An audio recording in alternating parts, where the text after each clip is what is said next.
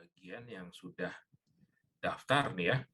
Oke, tidak berlama-lama saya akan lakukan sedikit perkenalan dulu. University of Exeter, universitasnya mungkin kalau ada sebagian dari teman-teman di sini yang sudah pernah lihat, kita memang belum lama mewakili mereka, baru saja kita wakili. Namun kalau ditanya seperti apa University of Exeter itu, sangat mudah sekali. Kita kalau mau lihat di website semuanya sangat jelas, tapi sedikit gambaran dari saya adalah bahwa University of Exeter salah satu juga universitas kalau di Inggris semuanya tua-tua ya, nggak ada yang muda, semuanya tua. Lokasinya tuh kurang lebih 2 jam ke sebelah kiri. Kalau kita melihat petanya Inggris, dari London 2 jam naik kereta ke sebelah kiri.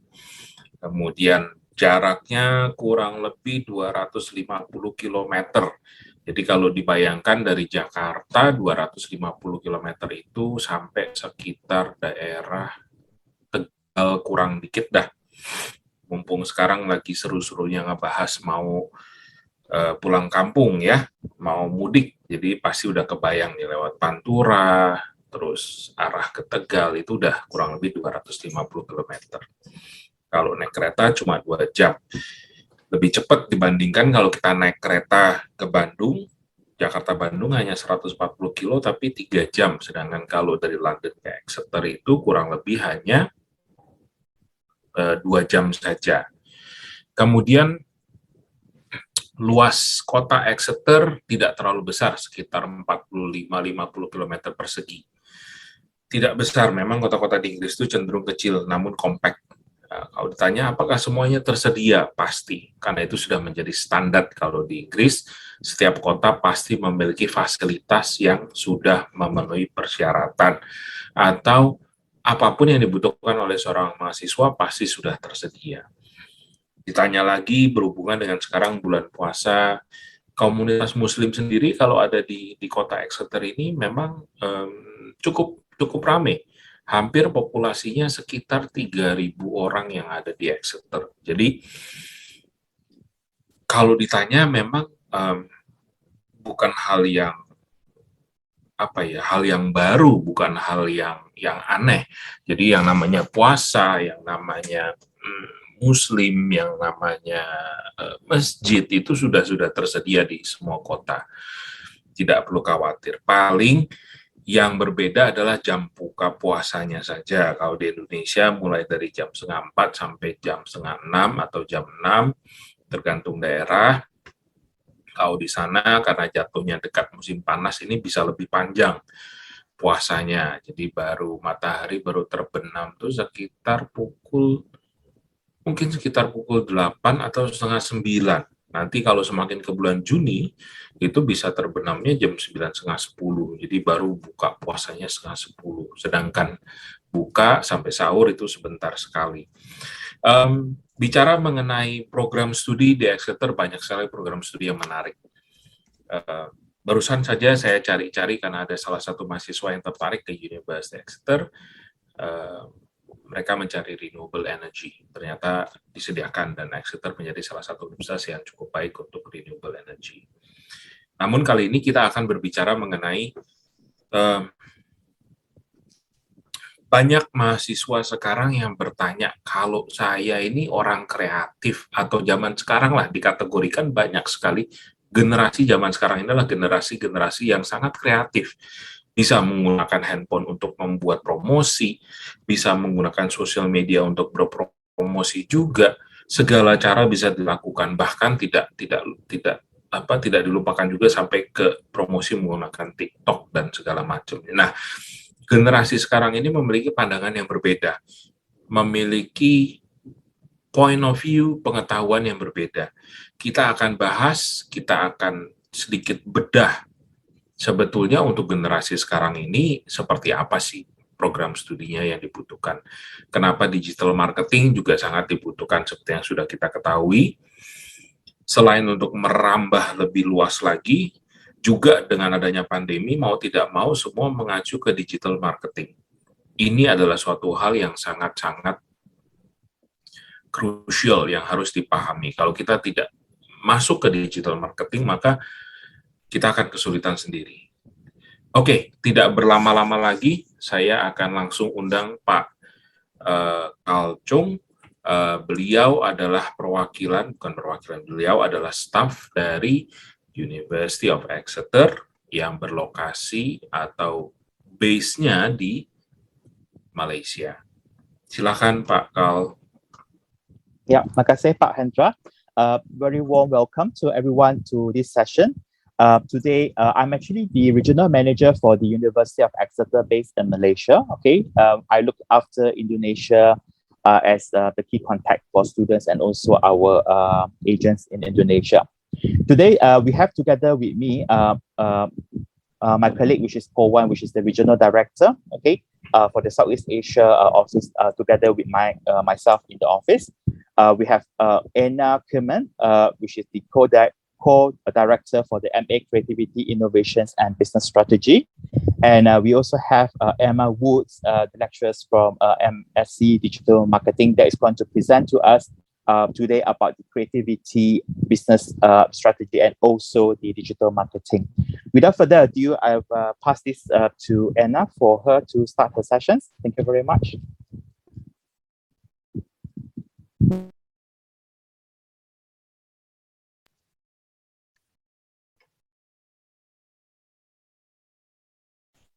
Hi everyone, great to see you, and thank you so much for inviting me to be part of this seminar. I'm really delighted to be speaking with you all this morning, and I just wanted to start by saying I have very fond memories of a trip to Kuala Lumpur in Southeast Asia after university almost 20 years ago, so really interesting to meet all of you. And after this session, I'm very happy to take questions, or even to take follow-up emails about anything you might want to talk about with me. So I'm going to just share some slides with you now, and to talk a little bit about my background and about what makes this MA different and special, and to kind of share a little bit of what we do at Exeter with you. So I'm hoping you can all see my slides okay. Is that okay? You can see my slides? Thumbs up, Cal? Yeah? Yeah. Great. Yep. Okay. So as you can see, Lucy's name's on that because she helped me to put these slides together because I've just come back from leave. So, I mean, the first thing to mention about the MA Creativity, Innovation and Business Strategy is that we're part of a cluster of creative industries courses at Exeter University. And we have a slightly different approach to the more traditional humanities courses here and at other Russell Group universities, because we are practice-led. So we combine practice and research in a slightly different way. And what that means is that our students and our graduates both have kind of in-depth, critical and comprehensive understanding of the creative industries within their chosen field, but they also have direct practical experience, and that is what makes them stand out from, I guess, our competitors. And yeah, so we think that's a real strength for our students and our course. So I'll just say a little bit about me so that you better understand how my background fits with the profile of the course. So I'm the course director, and I'm also senior lecturer in creativity and innovation. And as you can see, I've got a background in publishing and the creative industries. So I worked at publishing houses such as Simon & Schuster, and I also was creative and editorial director at a creative content studio a few years ago. And then I went on to work with some agencies in London, delivering training specifically and consultancy to organisations such as Lush Cosmetics, which you probably know of, and Everyman Cinemas, The Guardian, Innocent Smoothies, those sorts of organisations, and also government departments such as the Department for Transport. And what I would do with them is help them with their communication strategy and also storytelling in a digital age. And so that's kind of what I bring to the role, is those sort of areas of expertise and a particular interest in book publishing and kind of storytelling across platforms. So I also run the Literary Platform, which is a publishing agency. So that's kind of typical in a way of the staff who teach on the MA Creativity. So we also have Olia Petrokova-Brown, who teaches a module in term 1, which is around ideas generation. And she teaches that with Professor Stephen Hodge, who has expertise in spatial design and arts practice. And that takes place, this is one of the kind of USPs, the unique selling points of our MA, is that some of the teaching and learning takes place in the city. You know, some of it takes place in our campus here at Thornley, which is this kind of beautiful campus surrounded by woodlands, and you can kind of see the mountains in the distance. But we're also 5 minutes from the centre of town. And what that means is the students get this rich and varied kind of experience of the country and the city. And they do some of their learning at a venue called Make Tank. And Make Tank is this fabulous kind of disused commercial space. It's kind of as big as a warehouse. And they have a bespoke studio space in which to create work and develop projects. And that is also a part of what we do at the MA Creativity, is we have a lot of challenge-based learning. So we give the students a challenge, and that is normally from a business or a community organisation who has a specific need that they would like to be addressed by our students. And then they work on that as a project, which they can then submit as part of their assessment. So that was a very long-winded introduction to me via various other aspects of the course. Okay, so I may have already said some of this, but why study creative industries at the University of Exeter? Well, I mean, I guess you guys know so much of this already. Obviously, we are a Russell Group university, so we have distinct expertise and reputation, which is supported by our rankings in the arts and humanities. And we're a leading centre for research and teaching practice. And, you know, to speak from personal experience, I've worked at 2 other universities, and I've been an external examiner at other universities as well. And I can honestly say that Exeter, I've never been surrounded by the level of expertise amongst my colleagues that there is at Exeter. Everyone is absolutely dedicated and they give so much to their students. So what we hear sometimes is that students have had quite a different experience at other universities where they don't kind of know their tutors in the same way that we get to know our students. And what we find is that that's particularly valuable to students who are relocating. So our international students, they come here and there's the kind of challenge of not only starting a new course in a new city, but also of sort of cultural, you know, challenges and things like that. And we kind of really support them and nurture our students as they adapt and thrive in Exeter. So I think that's really worth mentioning.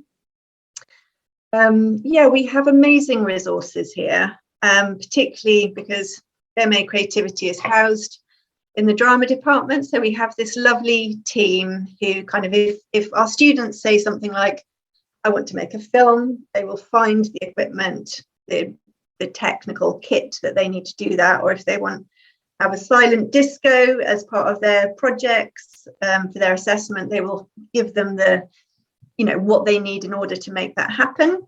Which is amazing. Not give it to them, loan it to them, obviously. And yeah, we also have an amazing digital humanities lab, library, and cinema, museum, etc. So it's a really rich cultural environment, both within the university and in the broader context. So I'm just going to kind of move on to what the creative industries programs have. So I've already spoken about how we're a pioneering creative industry, part of a pioneering creative industry portfolio, and how we're involved in these different kind of centres of excellence, and how there is this kind of context for sort of cultural centres. So all of our creative industry programmes have an innovative blend of practical experience and academic theory, as I mentioned. And one of the things that our students really appreciate, and which we bring to the course and indeed to all of the creative industries courses, is that we bring a kind of excellent industry network. And what does that mean in practice? It means, for instance, that we have fantastic guest lecturers.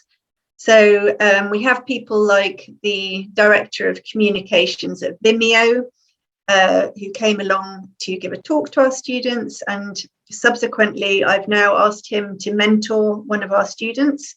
It's one of our students from China who has a particular interest in kind of video and artistic representation of stories. So what we do is we kind of, well, a lot of what I do is matchmaking students according to their ambitions and experience with industry experts who can support them as they develop their ideas on the MA, and then manage their expectations and portfolio in preparation for the world of work. And we do have good employability and outcomes, but I should mention we've only been running 2 years so far. So although we have good outcomes, we don't have a kind of a long list of outcomes, but I will share with you some of the kinds of destinations our students are going to. And what we find with our students is that if they've come fairly new to creative industries and thinking about creativity, they will tend to get a better paid and better status jobs than they would have if they didn't have the MA. And if they come to us already having worked for a few years, and some of them will be doing kind of a sabbatical from the place where they're working, they tend to go back at a higher level, so they'll get a promotion. So an example of that, I'll just flash forward here. So Shivashish, if you look at the bottom of this slide, you can see just a few examples of destinations in terms of jobs of our students. So Shivashish Roy, he was already working at the Daily Star in Bangladesh, and the Daily Star, as you may already know, is the largest newspaper in English in Bangladesh. And when he got his distinction from the MA Creativity, and then he went back to a promotion and a new job title.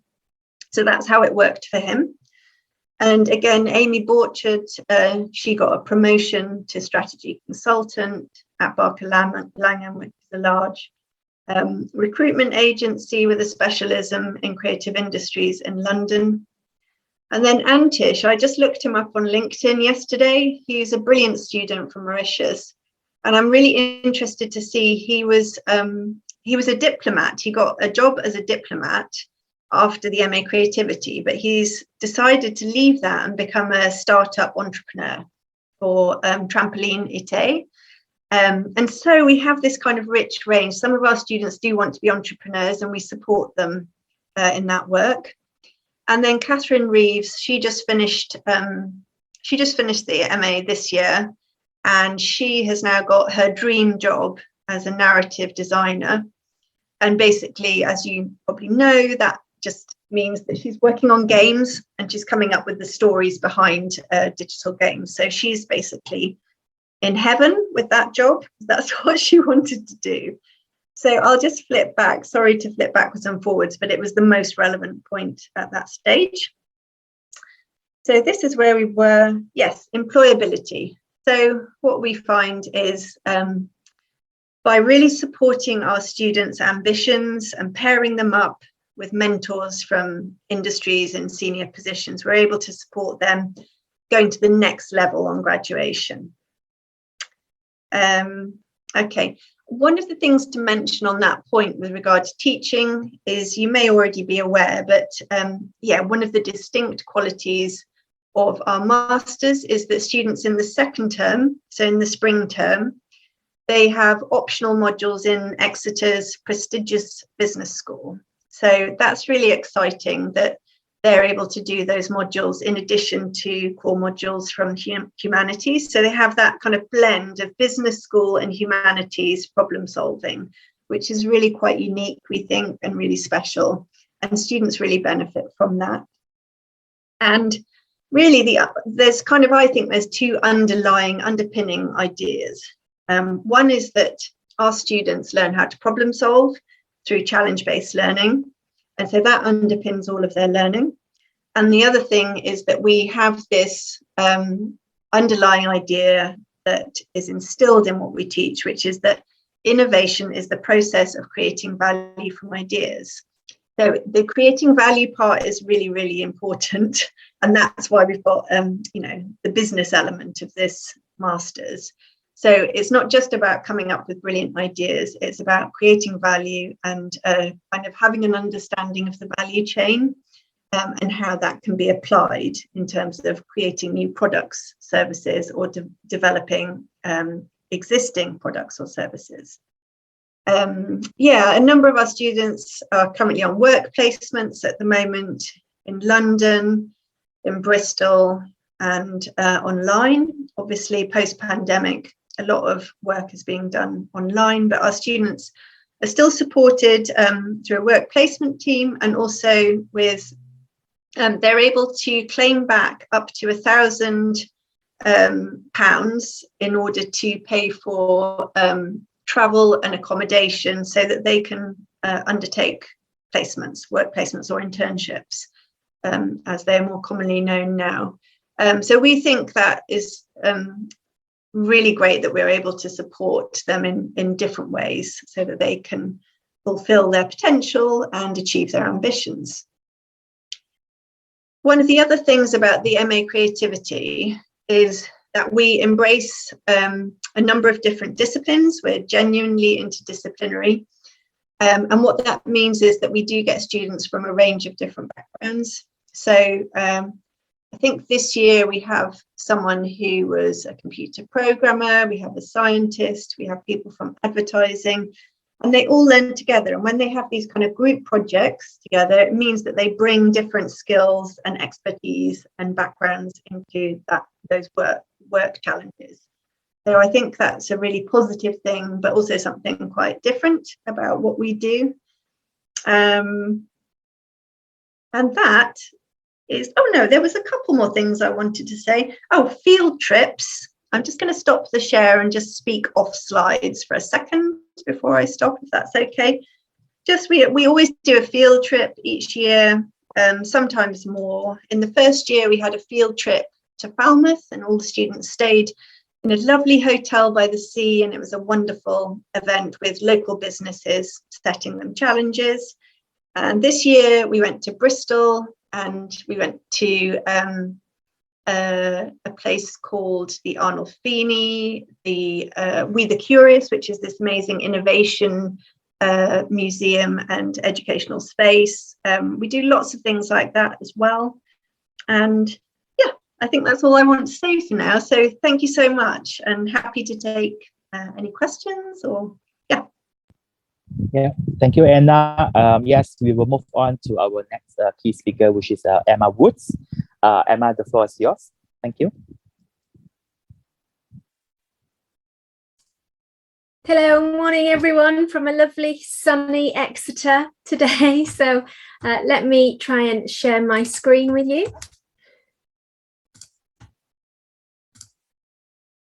Okay, you should all be able to see that now. Can you see that? Yeah, yes. Good, excellent.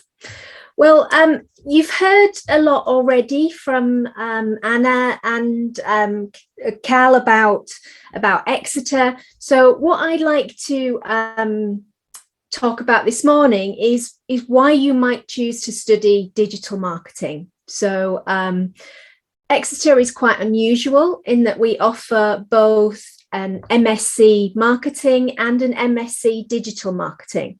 So I'm the program director for the MSc digital marketing. That's my passion. That's what I love to do. So I'm going to talk through why I think digital marketing is an area that is really, really interesting and engaging, but also important. Why it's important that we understand what's happening within the very specific digital marketing landscape. So let me just move my screens around, bear with me.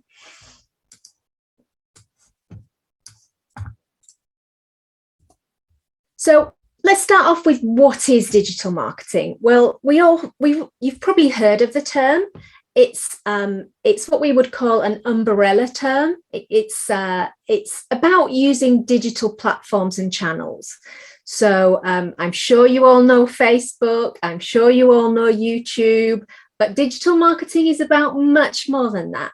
So it's about using online and emerging and evolving ways to reach our target audience. And that's one of the things that is very specific and very different about digital marketing, is that it is changing all the time. And it's sometimes referred to as being in a state of perpetual beta. So we're constantly learning, we're constantly testing, we're constantly exploring. It's an area where things are changing so fast that sometimes it can feel as if we're struggling to keep up. So what I'd like to do now is I've got 3 questions. So we're going to explore digital marketing through 3 questions. So one of the first ones that we're going to think about is, why do we need to study digital marketing? So I've got a question for you. True or false? Though the tools may be different, the platforms and the things that we produce may be different, marketing communications is still essentially the same. Do we agree? Is that true? Is that false? Would any of you like to? False. Oh, thank you. So someone thinks that's false already. Anyone else? Do you have a view? Do you think that's true? Do you think it is the same? Do you think there's a lot that's changing, or do you think it's false? Well, I would agree with you. So some people think it's true. Some people think it's false. Do you know what? There's no right or wrong answer here. Definitely not. So let's explore that. Thank you. Lots and lots of answers. Thank you. So let's think about communication. So communication has definitely changed, no doubt about that. So if we think about traditional communication, it used to be through the television, or it used to be through newspapers, and it used to be through traditional media. But if we think about the world now, I'm sure that most of you get your information from maybe from Reddit, or from Twitter, or from online sources. So lots of us now are using wide and varied sources to find information. So, and actually that's definitely changed. So that means that rather than there being just a very, very kind of narrow, limited number of places where we can find information, we can now go on to Google, we can go on to so many different sources, and there's just so much endless information out there. But that also creates a challenge, because one thing about when we relied on traditional media, so when we relied on the BBC to tell us what was going on, we kind of knew that they had done their homework. We could trust them to some extent. But now information is unchecked. No one checks what people put on Twitter. No one checks what people put on Facebook to any great degree. So understanding that difference between what used to be controlled and very, checked information and what is now unchecked. So that brings lots of challenges. One of the biggest challenges in digital marketing is, who can we trust? How can you help your consumers to know who they can trust and that they can trust you? And if we also think about timing, we used to watch the news at 9 o'clock. Every day we'd watch the news at 9 o'clock. Well, now you're getting notifications. You can access information at any time of the day. And that's the same for adverts. We used to get adverts when we looked in the newspaper, or we used to see adverts when we watched TV. Whereas now we get them all of the time. As you scroll through your social media, you will see lots of different adverts. As you go onto Google or onto your search engine, you will see lots of different adverts. You will get adverts to your SMS text messages. You will get adverts to your email box. We are constantly being bombarded with information of all kinds of different forms. So communication has definitely changed. But let's think about, does that mean our approach has changed? As marketers, have we changed the way that we try and communicate with people? Well, yes, we have. You know, we used to do what we called interruption marketing. So we would find an audience and we would just interrupt them. So they were watching a TV program that we liked, and within the adverts, we would have an advertisement, or they were reading a newspaper that they liked, and we would have an advert alongside that. So we used to interrupt their consumption of content, whereas now advertising is often the content. So if you think about a lot of the things that you see on social media, lots of them are sponsored content, lots of them are advertisements, lots of the things you might see may be advertorials. So actually, you know, now we are being forced to produce content that people want to watch or want to consume. We're also... Sorry, Emma, is the slides not moving? Is it still on the first page?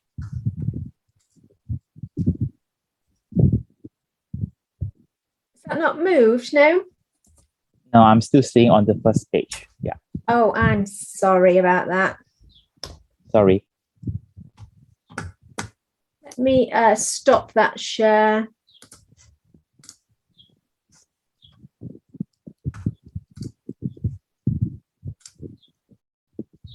Yep, that's fine. Thank you. Let me try and move it again. Yep, that's fine. Yep. It's moving now. Yeah. Yeah. Good. Thank you, Cal. Yeah. Thank you. So we're also being asked to do lots of things. So we used to kind of talk to our audience. We'd put messages out there to them. Whereas now we have to engage with people. It's not one way anymore. We have to answer their questions on social media. We have to respond to their challenges. We have to communicate. It's much more of a conversation than just a one-way message. So our approach has changed somewhat. We've been forced to change a little bit. Let's also think about the new opportunities. So it took Facebook just 9 months to reach 100 million users. So 9 months after they were launched, they became this huge organization, this huge kind of revenue generating organization. So you can see there that the speed of change is definitely different. But that also offers lots of opportunities. So any of you that are interested in becoming an entrepreneur or a marketer, you have access to so much valuable information that was previously reserved for only those huge brands like Coca-Cola and Nike. Only those brands could access the kind of information that you can now find through Google. So the big data, as we refer to it, has meant that there are so many more opportunities. You can find out about your audience so much more easily than you used to be able to. And it's also led to what we call direct-to-consumer brands. So if you think about brands who operate very much online, e-commerce brands. So some of them that you may know, there's a makeup brand called Glossier, you may have heard of. So these are what we call challenger brands. These are brands who aren't in shops. They don't have, they're not from big brands like Unilever or P&G. They are challenger brands. and they have built their brand through social media, through online forums, and they've built their brand by serving the client directly. So not being stocked in a shop, not being in a department store, not having any physical retail presence, just online. So lots of opportunities for people to do that, for entrepreneurs, for marketers, to build audiences, to build businesses entirely online. So huge opportunities there potentially. So another question for you. Digital marketing is just social media. This was something my old boss said to me once. Do you agree? Do you agree with him? Do you think that's true or false? False already, we can see. Yeah. Some of you also, so most of you think that's false. Yeah. I would agree with you. Yeah, I would agree. I think it's much more than social media. So let's have a look at some of the reasons there. So unfortunately, we cannot rely on social media. This is one of the things that scares people when we start on the digital marketing modules. Did you know that the average social media post has an engagement rate of less than 1%? So that means that less than 1% of people who could potentially see your post actually engage with it. So if you're talking about an advertisement, it's even lower. It can be as low as 0.2%. So 0.2% of the total audience that could see your advert actually take any notice of it. So we cannot rely on social media. Social media is very busy. It's very crowded. You think about all of the posts that you see from friends, from family, from brands that you follow, from advertisers. There is so much there that actually to stand out is really difficult. And that's what we're trying to do as marketers. We're trying to stand out. We're trying to make people notice us and then like us. So that's what we're asking them to do. And social media is also very good. It can be good at acquiring new customers, but sometimes it's more about loyalty. And actually, social media is not great if you're thinking about generating loyalty. If you're thinking about loyalty, better tools might be email, or better tools might even be handwritten postal mail, which is becoming increasingly popular again. You can see there an example I've used from a company called Unsplash, and they have chosen to send marketing campaigns through to their clients, to their existing clients, which is a handwritten letter. And if you think about how many letters you receive, not many. How many handwritten letters? Haven't received a handwritten letter in many years. So again, if we're thinking about standing out, social media may not be the best place to do that. So it's about much more than just social media. We might also want to look at what we call owned media. So social media is beyond our control. We don't own Facebook. We can't control what people see on there. But we can control what people see on our website. And we can control what people see on our app. And we can control what people see in our email campaigns. So these are what we call owned media. And sometimes that might be a better route as well. So it's about so much more than just social media. Let's think about that in context. So some of you, if you've done any marketing already, you may know this. These are the classic 4 Ps of marketing: price, product, place, and promotion. And there are brands that are doing amazing things in terms of digital with all of these areas. So a great one is Lego. Does everyone know Lego? Yeah, probably. And Lego has an amazing product development online forum. So you can go onto this online forum and you can suggest a new product for Lego. And if 10,000 people vote for it, if 10,000 people say that they like that idea, Lego will make it. So they don't have designers coming up, they don't just have designers coming up with ideas for new Lego toys. They open it up to the people who love Lego. So you can go onto the Lego forum and you can put your idea forward about what kind of Lego new toy they should be making next. And if 10,000 people like it, they will make it. Isn't that amazing? Isn't that brilliant? So they are using their loyal fan forums as a tool to develop new products. Amazing use of online opportunities. And if you've done a lot of marketing, you know that actually there are some more P's as well. There's not just 4, there's 7 P's. And so we talk about people, process, and physical evidence. And even here, brands are using digital communications in a way that transforms their business, and it's nothing to do with social media.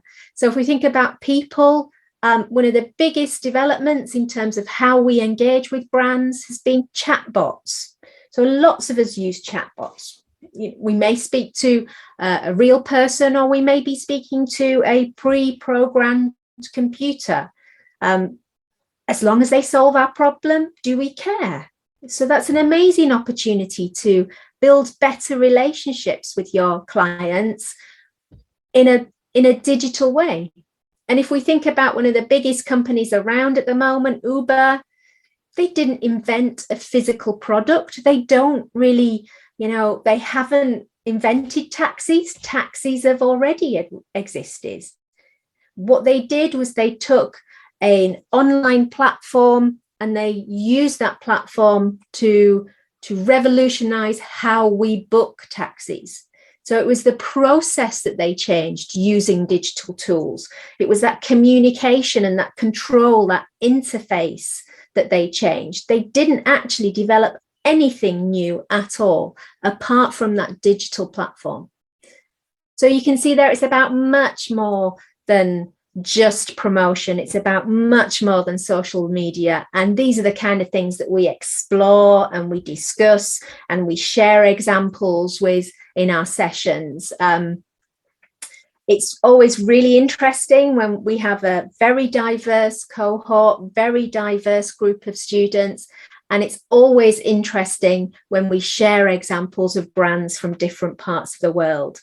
So you can find out what's happening in China, you can find out what's happening in India, you can find out what's happening in Europe and in the UK, and you can hear all kinds of different stories and different examples from brands from across the world.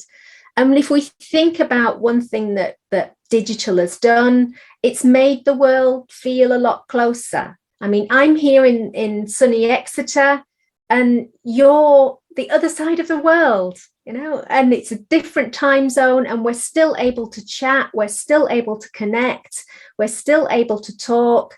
And that's the same in marketing as well. You can connect with people from across the globe in a way that we could never do before.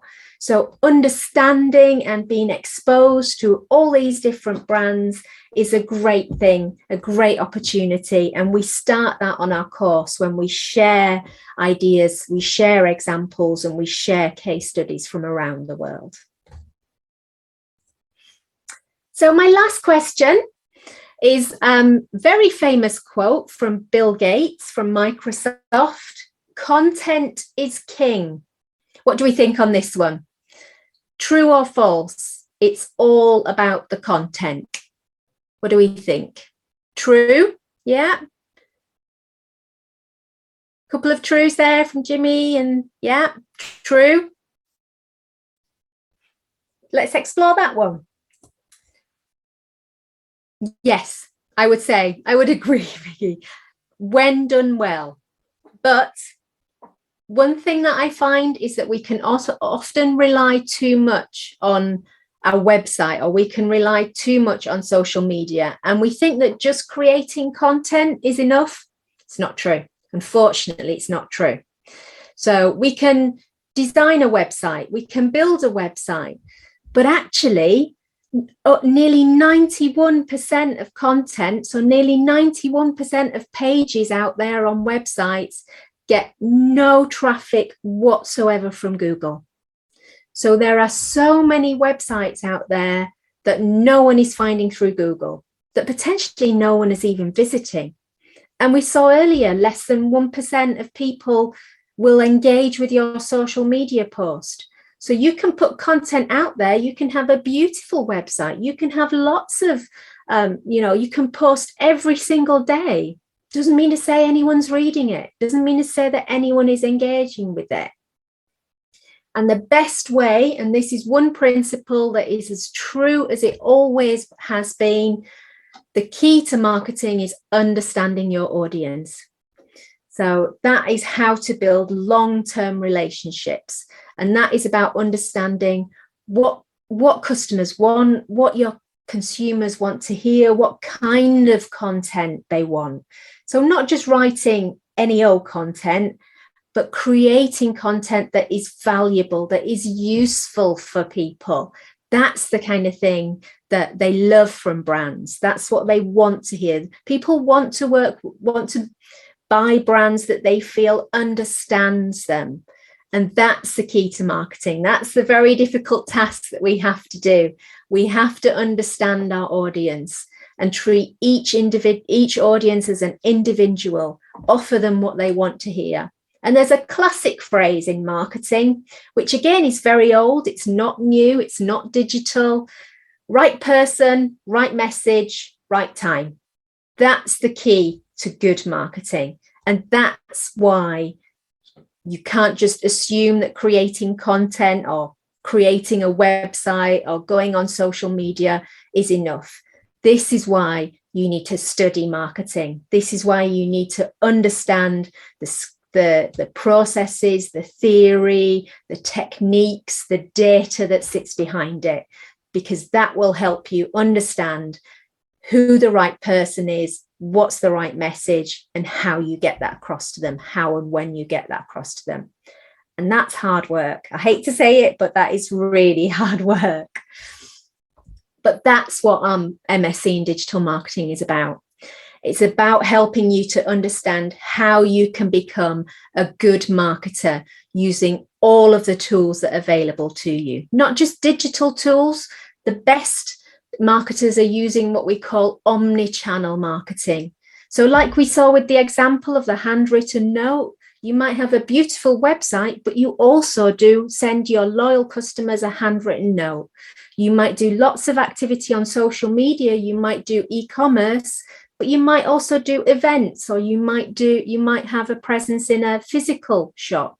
So combining the best elements of both digital and traditional, and using the platforms that exist. So as part of our course, one thing that is different to our MSc marketing is that you will actually work with the most common tools and platforms. So you will understand social media analytics, you will understand Google Analytics, you will use some of the platforms like SEMrush that help you to manage data and manage scheduling. So you will actually get hands-on experience with some of these platforms. You will go on there and you will look at the data that's available. You will look at how that helps you understand the client.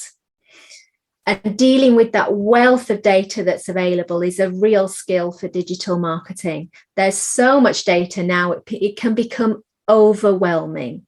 So understanding what is useful and what isn't useful, and what helps you and what doesn't help you, that's a real skill that we work to develop throughout the course. And we also try and showcase some of the areas that are more emerging technologies that will become increasingly important over the next 5 years. So we look at some very, very radical new areas, some issues that are very, very important at the moment. So as part of the course, we'll be looking at augmented reality, virtual reality, augmented reality. We know this is important because Facebook have rebranded as Meta. So understanding that metaverse we look at that. We look at issues of privacy, which is so important throughout the world. Governments and organizations are concerned with privacy and are bringing in regulations, which is changing how we market. So we need to understand privacy, and we need to understand that relationship in terms of data ownership. Who owns the data that we produce? That's changing, and we need to be aware of that. And exactly like Anna's course, we also focus on employability. So we want you to be able to go into a role and understand the tools, understand the platforms, understand the concerns, understand the skills that organizations are looking for. This program was actually designed in consultation with employers. So we surveyed them, we worked with them, we understood what skills and what experience they wanted from their graduates, and that shaped the whole course. So we really are focused on helping you to get your next job, to helping you to leave university and find a job where you can actually utilize and apply these skills.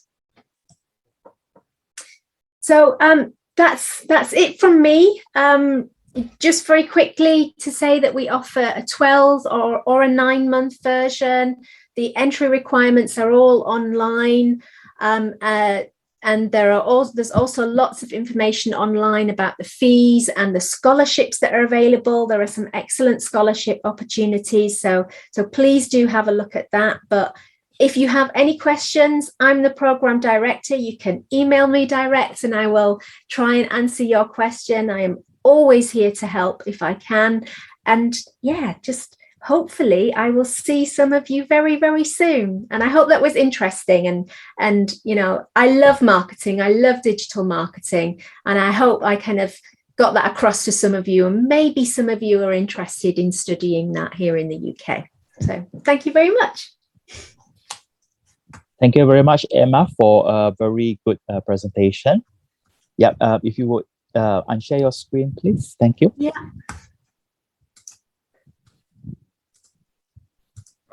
Carl, can I ask questions to Emma and Anna?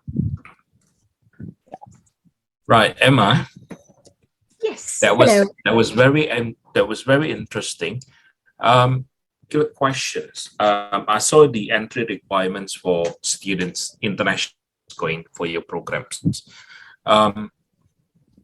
If a student from a background of general marketing, or even without any marketing modules on their bachelor, would you still consider them? Yes, absolutely. We kind of we accept that this is a conversion course. So okay. We get students from lots of different disciplines, and I think particularly with digital marketing, people can come from engineering or mathematics or analytics backgrounds and do really, really well. So we encourage all kinds of diverse applications. So absolutely, yes. Yeah. Oh, there is one question from education too. Yes, I believe. Yeah, absolutely. Education is communication. So, you know, I am a marketer. So I run my own professional consultancy as well as teaching. So I am a communicator. So my aim is to communicate to students, and my aim is to communicate to students. So those skill sets are very similar. Yeah. Okay, so basically from any background to do, or they want to learn about digital marketing, then they simply just apply for your program. Yeah. Yeah, absolutely. Have a look on the website. There's lots more details there. But absolutely, we welcome applications from any discipline. Okay. Now, the next one. How do you usually evaluate every student in terms of when a student is learning the program, they attend your classes, at the end of the courses, will they do thesis or dissertation? That's a great question. And again, one of the things that is slightly different about this this program is that we don't recommend that students do a dissertation. So you won't have to do a dissertation. It's more practical and applied in nature. So rather than a dissertation, we most of our students will do a module called Marketing in Practice, which is where we get businesses in, we get real case studies in, and you have to develop marketing plans for them. So it's much more applied, much more practical in nature. We don't want you to just understand the theory. We want you to be able to do it. So we focus on that. Show me that you can do it. Show me that you can write a marketing plan. Show me that you understand the analytics. Show me that you can develop an interesting blog or develop a great social media post. Show me that you can do it. There you go, students. If you don't like thesis, you don't like dissertation, then this is the program for you. Yeah. Okay, so you don't have to make any dissertations. Okay, now let me ask the audience.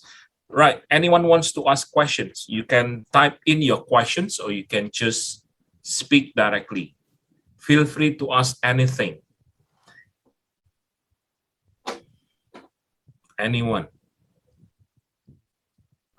You may raise your hand if you want. Ada yang mau tanya, boleh. Mas Adit, silahkan.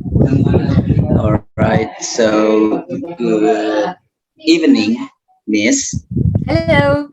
Okay, so this is interesting because actually, when I came across this ads, I didn't know if this is about digital marketing because I was expecting about TESOL because I'm a English tutor, but I'm kind of bored about teaching, so I think this is interesting. So how do I can relate my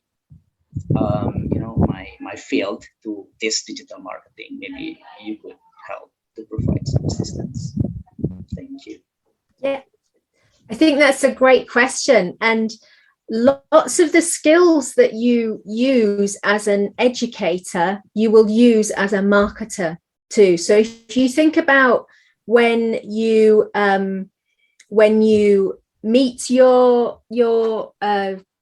tutees or you meet your students, you need to understand where they are. You need to understand what information they want. You need to understand what kind of format you should use to help them connect with that content. You need to understand, the different ways that people take in information. You need to understand how to engage them and how to maybe persuade them to do what you want them to do. All those skills are exactly the same in marketing. So lots of the skills that you use every time with your students, you're using very similar skills in an online context when you're marketing to people. You're trying to communicate. It's all about communication. And you're trying to persuade and engage, which is exactly what you do in the classroom too. So very, very related. Yeah. Does that help? Okay, yeah, that's very helpful. And then maybe how can we relate the design contents to the maybe about presentation in our materials? Yes, great question. I can see as well as a question, is there a lesson about copywriting? So yes, that's a great thing. Often it's a great question because often lots of marketing courses will be very focused on theory, but they might not they might not require you to actually go and produce a video or produce a social media post or something like that. And we have a module within the program called Content Design and Communication, where we look at all or some of the most popular forms of communication and we look at them specifically, and your assessment is linked to producing examples of those, and you will work both in groups and as individuals to produce some basic graphic design, do some basic what we call data visualization, so infographics. We also do some basic video content. We have an external guest lecturer come in who's very experienced in the media industry, come in and present about how to make a great video. We also have a lecturer in the university who has their own very successful podcast series. So we also look at how you produce a great podcast. So all of these different kinds of things like copywriting, producing good images, producing good podcasts, producing great content, we focus on in that content design and creativity module, and really give you the basics in how to use a simple tool like Canva. Have any of you come across canva.com? It's a great tool. You don't need to be a graphic designer anymore. You don't need to know InDesign or packages like that. You can do so much on Canva, and we teach you how to use tools like that. We support you to learn how you can use simple tools, how you can develop varied content in lots of different formats. So that's within the program, but specifically within that module as well. We spend a lot of time on that. Well, that's great, Miss Emma. Thank you for your assistance. No problem at all. Lovely speaking to you. Right. Okay, next one. Mbak Indira, go ahead. Hello, Emma. Hi, Indira. I've been wanting to ask about the last part of the course. You said there's no dissertation for the master's. Yeah. All right. And how long is the instead of a dissertation, it's an internship, right? Or a case study? It's not an internship. It's still a traditional taught module. Okay. So it happens in the in this term, in the summer term. So if you do the 12-month program, the only course you will do from May until July will be this dissertation replacement. It's called Marketing in Practice. And usually we have 3 or 4 different case studies. So they come at the company. It's a real company. It's a real local company. They come in and they present their challenge to you, and then you work as a group to help come up with ideas to help them resolve that issue or create that campaign for them.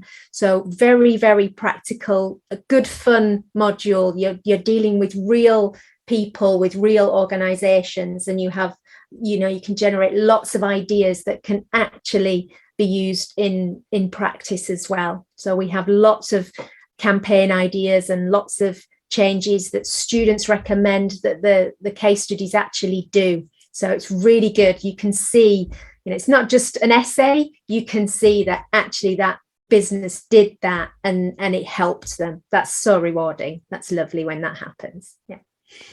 Okay. Thank you for the information. You're welcome. Terima kasih Mbak Indira. Okay, next questions. Ada lagi yang ingin tanya? Atau Carl, would you like to continue with your presentations about general info about Exeter as well as about the scholarships available or which that can be shared? Go ahead, Carl. Sure. Yeah. Thank you for one. Today I'm just going to share with you about the general information about the University of Exeter, the accommodations, and also the location, and many more information. I think briefly, Hendra have actually shared with you some ideas of how and where we are located in the UK. Yeah, for one next slide, please. Let's move on. Next. Yeah. Next slide. Yeah. Basically, for the University of Exeter, we consist of 4 campuses located in 2 locations. Okay, for Streatham campus and St. Luke's campus, you can see on the share screen here. We are actually located in the main campus, which is in E, highlighted in red color on the maps, which is in Exeter itself. Okay, and we also have further 2 more campuses, which is the Penryn campus and the Truro campus down in Cornwall, which is labeled in sea blue color on the map that you can see. Both of these location is about 3 to 3.5 hour car journey apart from each other of the campuses. All your facilities, all your equipments that you need to use for your study or for your courses will be at your campus itself. So you don't have to travel in between campuses to get your services, to get your facilities for your education or for your courses. The locations from Exeter to central of London, I believe that Park Hendra actually have briefed in the start of the webinar, which is about approximately 2.5 to 3 hours of car journey from the centre of London to Exeter itself. Next slide. Yeah, this is the beautiful campus in Streatham. As you can see, we are actually located surrounded by greeneries, which is trees and grasses at the campus itself. We have all the services, all the on-campus accommodations, all the things that you need for your education, for your courses will be delivered at your individual campus respectively. This is one of the campus. And from the location of this campus to the city centre of Exeter, it's actually not very far away. It takes about approximately 10 to 15 minutes via train. If you're, a bit more ambitious, you can also cycling from the campus to the city centre, or maybe, drive if you, do own a car. Next slide, please. Yeah, this is our second campus, which is in Exeter itself, which is St. Luke's. It's a bit much more closer to the city centre of Exeter.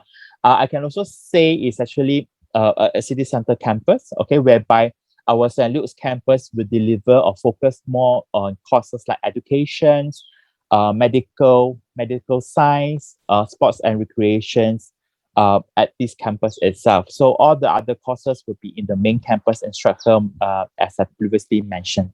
Next slide, please. This is our beautiful campus, Penryn, based in Cornwall. As you can see, a lot of nature surrounding the campus as well. It's actually quite similar to Streatham. Okay, so the major courses that actually delivers at Penryn campus will be courses like mining engineering, anything to do with ecology, anything to do with environmental science, sustainable development courses. Those courses will actually, require some field trips, attachment to the programs will be delivered at Penryn due to the nature surrounding of the campus. Next slide. Lots of things to do in both Exeter and also in Cornwall. Okay, as you can see, I just touched point on a bit of stuff that you can do. You can enjoy both the city and also the countryside, whereby the campus is located, and city is in Exeter and Cornwall. During summer itself, you get lots of gigs, concerts that's happening in the city centre.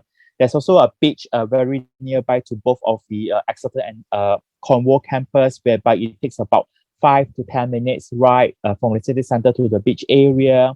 Lots of shopping, cinema, anything to do with attractive locations will be in the city centre itself. So rest assured, you have a very good experience when you join and stay study with the university in Exeter. Next slide, please. A little bit about the university, as Anna and Emma have actually previously mentioned. We are part of the Russell Group University, whereby we focus a very intense and also very excellent in teaching and research back at the university. The whole university, 4 campuses, student populations, we have about approximately 27,000 students in whole from all over 150 countries, students studying at Exeter currently. For Indonesian students, we have approximately about 50 to 70 Indonesians currently studying foundation, bachelor's degree, master's, and PhD at university. As for the ranking, you can see here the Times Higher Education Ranking and the QS World Ranking 2022. We are ranked both top 150 in the world in terms of the ranking for the whole university, worldwide ranking.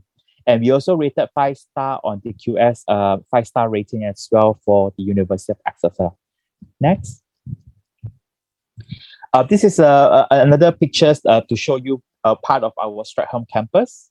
Next slide. And I previously have mentioned most of the facilities or the staff that you need for your courses will be in the campus itself. I'm just using Strategi as one of the example. You can see here the annotated pictures here, whereby we have sports hall right top at the top of the pictures. On your left hand side, there's a lots of student support services unit is located, like for example, the accommodation service, finance, accommodation, student union, the research services for the PhD and also the master student services is located. We also have a very good sports and sports hall whereby we have a swimming pool at our campus itself. Not many universities have swimming pool in the university itself, so we are one of the university that is actually owns a swimming pool. So you can rest assured you can use the facilities in the sports hall, whether it's a swimming pool, badminton court, anything to do with sports and active engagements will be available at the gyms and also the sports hall. And the other services that you can see scattered around, typically the forum I want to highlight, which is on the right-hand side, that's labeled in the red color, the forum. The forum is just whereby all the library is located, whereby the graduation ceremony is also part of it. And we have lots of restaurants, cafes that's located on the forum itself. Next slide, please. And a short video about the university.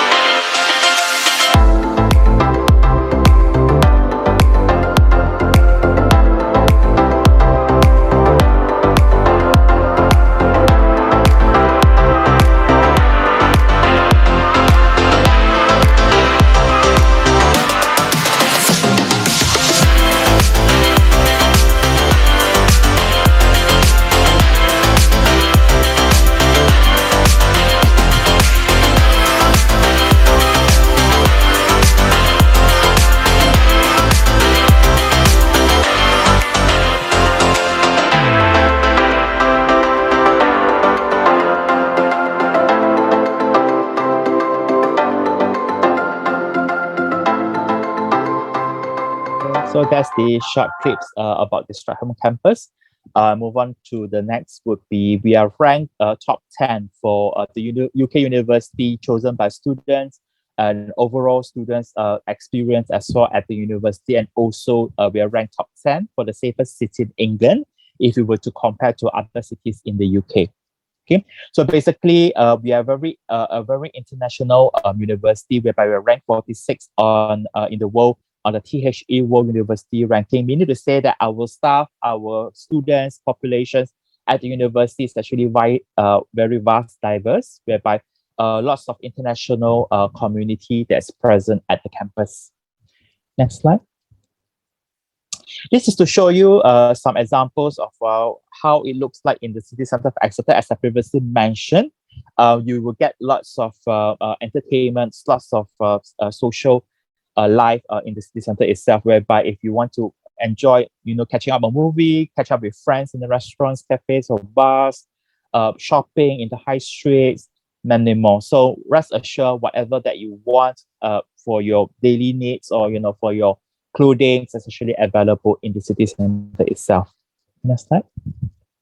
And this is to show you that the architecture structure of the building in Exeter, we have a mix of traditional and modern buildings. You can see from the picture itself. So when you come to Exeter, you will surely experience the truly British culture in Exeter as well. Yeah. Next slide. And we have a key just right in front of the city center. We have great restaurants, cafe alongside the quay, whereby you can catch up with friends, unwind and relax by the quay as well, to catch up, have some good coffees, teas with your friends while you're actually having your free time. Next slide. Why you should choose University of Exeter? So here are some of the key points that you should consider us as one of your choice, or maybe join us in September this year or the following year. We are ranked top 200 university worldwide. Okay, we are part of the Russell Group University, which is the prestigious university. We are consistently ranked high level of student satisfaction, meaning to say that students that actually enroll into our program, study with us, a positive feedback has been provided by the students upon their graduations. This is the levels of satisfaction that they obtain from the university. And as I previously mentioned, we're ranked top 10 safest city in the UK, or which is in England, okay, one of the safest city. Next slide. We are also ranked TEF Gold for the teaching excellence. Rest assured, for research and teaching at the university, you'll get the best out of for what we actually offer to the students for the programs. Research excellency, in terms of 98% of our research rated as world leading or internationally recognized. What do I mean by this is that our research by the PhD students, the researcher that's undertaking at the university, the publications, for example, the journals or any citations that has been produced has been worldwide quoted or worldwide used by the research world currently. Hence, we are actually quite excellent in the research field. And our graduate employability, within 6 months to 15 months of graduation, students manage to either secure the jobs that they actually in their field of their studies, or some of them are actually upgrading their qualifications to a higher level. For example, if they did a bachelor's degree, they upgrade to a master's and master's to a PhD and so forth. And we also ranked the 5th in the British University and Colleges Sports BUCS for table 2018 and 2019 seasons, and as a top sporting institution in South of England and also Wales Championship. Next slide. The university consists of 6 colleges, namely Engineering, Mathematics and Physical Science, Humanities, Life and Environmental Science, Social Science and International Studies, Business School, and also the College of Medicine and Health Sciences.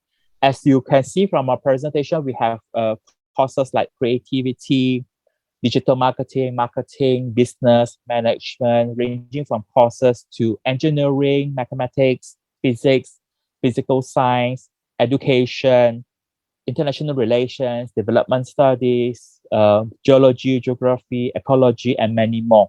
So those are the courses that we offer at the university. Next slide. And our business school is triple accredited, okay, which is ACQUIS, SC, AACSB, and also Associate MBA, which is a triple accreditation for the business school. So rest assured that when you join the university, not only the business school, with other courses, we also have the accreditation and the chartered professional accreditation recognized for our program. Next slide. Some of the example that I'm using here will be the business school. Like for example, if you're doing accountancy and finance, our accountancy and finance program is actually recognized and also exemption given by ACCA, ICAEW, CIMA, and the other rest of chartered accounting bodies. As for the Chartered Institute of Marketing, we're accreditation and also recognition for our marketing and also digital marketing courses, and the other chartered association as well that is actually recognizing and also accredit our courses at Exeter. Next slide. How do you apply? For bachelor's degree S1, your bachelor's degree application has to be done through UCAS. Okay, so you can put in your application if you're coming in for your S1 at Exeter, application through UCAS. For S2, which is the Sarjana Dual for your master's degree, you can appoint IBEC as your representative to apply to Exeter. Same goes for the PhD, which is the S-Digger application. So application, you can appoint IBEC to assist you with your applications, for accommodations, scholarship applications, visa advice, and many more for free. Next slide. Entry requirements for our bachelor's degree, which is S1, we typically or normally ask for an A-levels qualifications, IB diploma, or any equivalency to the previous qualifications that I mentioned. We can also take in students at a diploma dual stage, which is D dual. okay, if you have completed with a minimum or CGPA of 3.2 out of 4. Besides that, the entry requirements, we also ask for an English qualification such as IELTS, TOEFL, IBT, Pearson's test, or any equivalent English test. For students who are studying national curriculum at the high school, which is SMA, SMK, we will recommend students to actually consider our partner foundation, which is Into Foundation or International Year 1, before you can progress on to our bachelor's degree. Next slide. Here are some of the examples that if you log into our website, you can find our qualifications, the year of studies, and also the campus location. As I previously mentioned, we have 4 campuses. So please do make sure you check your campus where you will be studying. Okay.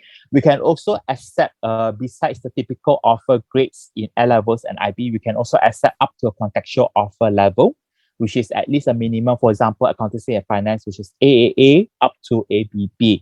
So contextual offer level will be opened up for international students. Next slide. This is an example for the integrated masters in engineering, the same thing. Next slide. As for the S2, which is the postgraduate taught courses, we will require students to complete a 4 years bachelor's degree, which is from Indonesian qualifications, or if you're completed from a polytechnic, which is diploma 4D 4, it will be able to join in for the master's degree after your completion. Depends on what are the courses. Some certain courses will have a different GPA. So I've actually prepared a table here for the entry requirements that actually map against the UK honours classifications, which is first class, 2.1, which is 2.1, 2.2, which is 2.2, which is the second lower.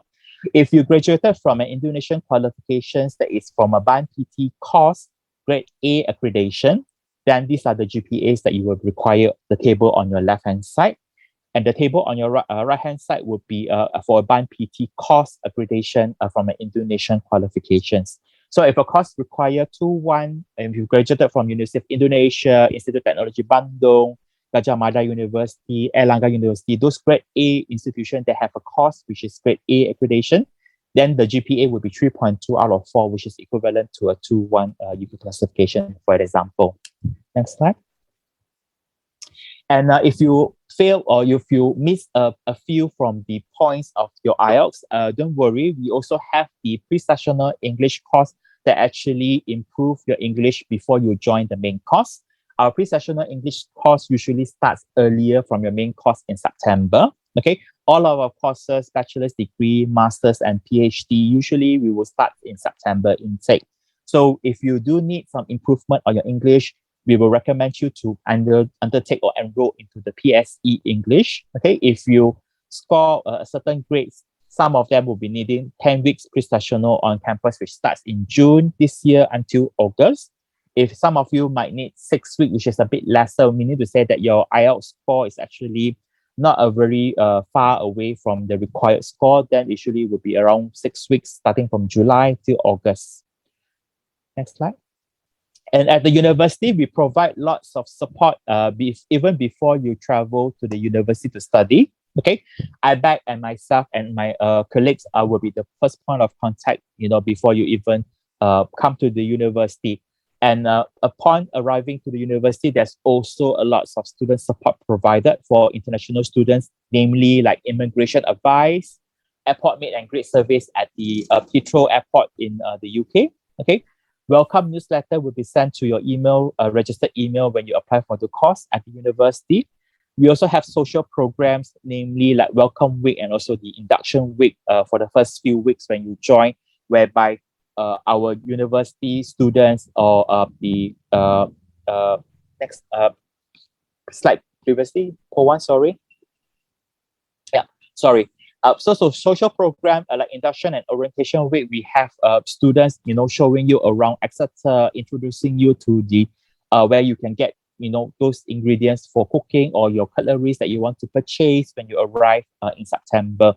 Besides that, registering with a local doctor, dentist, and it will be also happening during the social program that is on the Welcome Week itself. We have this also a scheme called the Global Charm Scheme, whereby we call it as actually a buddy scheme, whereby we make our new students before they arrive with the current students on campus. So if you do have any questions, your buddy will be able to answer, you can exchange WhatsApp or email, answer questions like, for example, is it easily accessible halal ingredients in, Exeter itself or in the UK? How do I get, to this place, You can ask your buddy even when you arrive. So this is one of the schemes that we run for our international students even before they arrive. Okay. The next one will be accommodation. We guaranteed accommodation for students who joining the university first time, or they are actually coming to the UK for first time to study. Make sure that you apply for your course, get your offer letter, and apply for the university accommodation latest by 31st of July every year to be guaranteed accommodation. So we have a few types of accommodation, which is the catered accommodation and also self-catered accommodation available for all students, depend on the needs. So if you actually do not know how to cook or couldn't be bothered to cook, I will recommend you to engage with the catered accommodation, whereby 3 meals will be provided in a day.